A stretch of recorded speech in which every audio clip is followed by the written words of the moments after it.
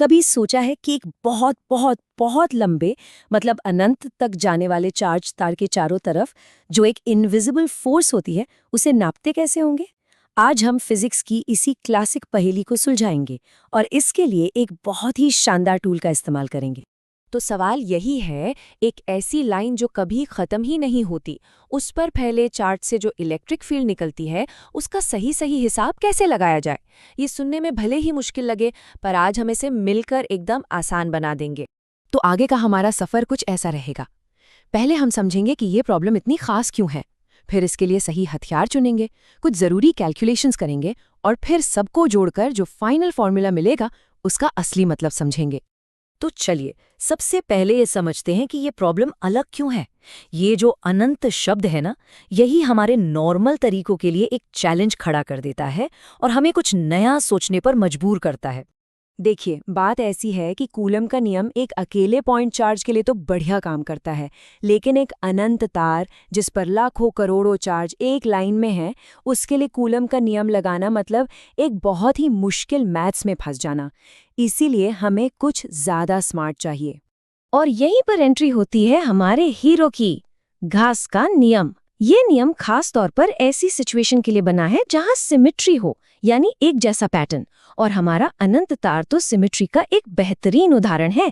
Maths में जाने से पहले इसका आइडिया समझ लेते हैं।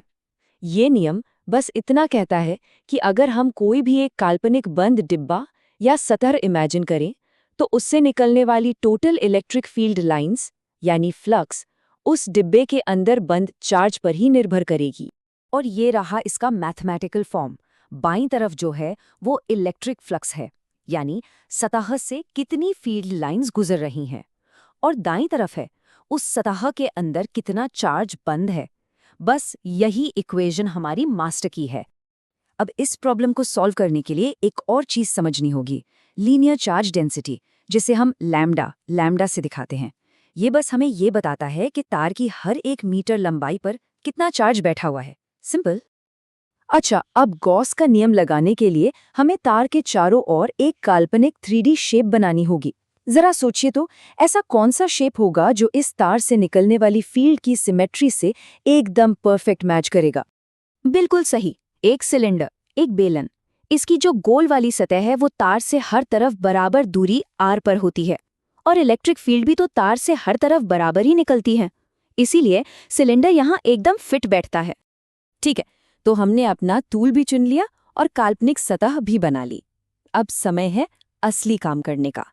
हम गॉस के नियम की इक्वेशन के दोनों हिस्सों को, लेफ्ट और राइट साइड को अलग अलग कैलकुलेट करेंगे। चलिए शुरुआत करते हैं इक्वेशन के लेफ्ट हैंड साइड से, यानी इलेक्ट्रिक फ्लक्स से। हमारा मकसद है ये पता लगाना कि हमारे इस काल्पनिक सिलेंडर से टोटल कितनी इलेक्ट्रिक फील्ड लाइंस बाहर निकल रही हैं। और यहाँ एक बहुत ही मज़ेदार चीज़ होती है। सिलेंडर के जो 2 चपटे ढक्कन हैं, ऊपर और नीचे वाले, उनसे कोई फ्लक्स नहीं गुजरता, ज़ीरो, क्योंकि इलेक्ट्रिक फील्ड लाइंस उनके बगल से निकल जाती हैं, उन्हें काटती नहीं। सारा का सारा फ्लक्स सिर्फ गोल वाली सतह से ही बाहर आता है, जिसकी वैल्यू है E गुणा 2πRL। बहुत बढ़िया, लेफ्ट साइड का काम तो हो गया। अब ध्यान देते हैं इक्वेशन के राइट हैंड साइड पर।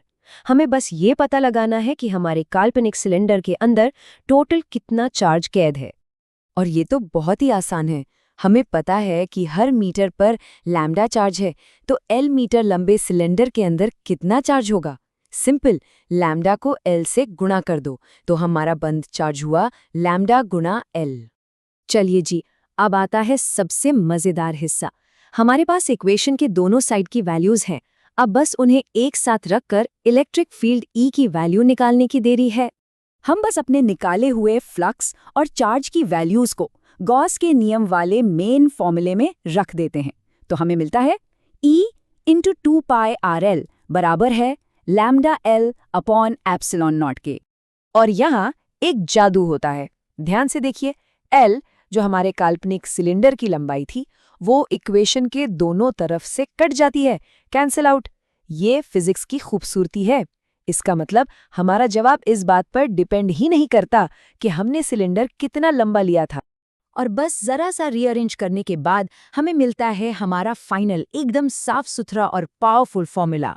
एक अनंत लंबे तार की वजह से इलेक्ट्रिक फील्ड E होती है λ/2πε0r। फॉर्मूला निकाल लेना एक बात है, पर इसका असली मतलब क्या है? चलिए अब इस छोटे से फॉर्मूले में छिपे बड़े बड़े राज को समझते हैं। तो ये फॉर्मूला हमें बताता है कि तार पर जितना ज्यादा चार्ज लैम्डा होगा, फील्ड उतनी ही ताकतवर होगी, और तार से जितनी दूर R जाएंगे, फील्ड उतनी ही कमजोर होती जाएगी। और हाँ, अगर चार्ज पॉजिटिव है तो फील्ड बाहर की तरफ होगी, और अगर नेगेटिव है तो अंदर की तरफ। चलिए अब इस पूरी कहानी को कुछ ऐसे पॉइंट्स में समेट लेते हैं जो इसे हमेशा याद रखने में मदद करेंगे। ये टेबल सबसे जरूरी बातें बताती हैं, खास तौर पर आखिरी पॉइंट पर ध्यान दीजिए। एक लाइन चार्ज के लिए फील्ड दूरी के साथ 1/r के हिसाब से कम होती है, 1/r² में हिसाब से नहीं, जैसा कि एक पॉइंट चार्ज में होता है। ये एक बहुत बहुत जरूरी फर्क है, इसे याद रखना। तो हमने एक परफेक्ट आइडियल अनंत तार की पहेली को तो सुलझा लिया, लेकिन ये हमें एक सवाल के साथ छोड़ जाता है। असल दुनिया में जहाँ कोई भी तार सच में अनंत नहीं होता और चीजें इतनी परफेक्ट नहीं होती, वहाँ क्या होता है? खैर, ये सोचना इस टॉपिक को और भी दिलचस्प बना देता है।